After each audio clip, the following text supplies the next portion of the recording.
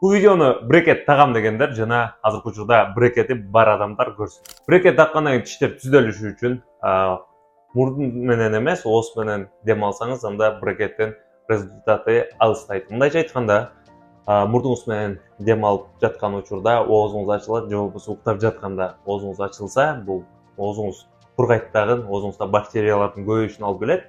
Жана ошондой эле брекеттин ошол учурдагы өзүнүн кызматын аткарышына тоскоолдук жаратат. Экинчи учурда болсо, бул ар бир тамактангандан кийин тишти жууп туруш керек негизи. Ушул нерсени көп брекет таккан кишилер жасабайт дагы. Ошол учурда брекетти оң жакка эмес, терс жакка кетет да. Үчүнчү учурда болсо, брекет коюп берген врачка же болбосо ортодонтко убагында барбай коюу, бул сиздин брекетиңиздин эффектисин алдаганча алыстатат. Мындайча айтканда, 3 жылда түзөлчү брекетиңиз 5 жыл, 6 жыл болуп кетиши мүмкүн. Бул видеону брекети бар же болбосо брекет тагам деп жүргөн танышыңа жөнөтүп койсоң жакшы болот.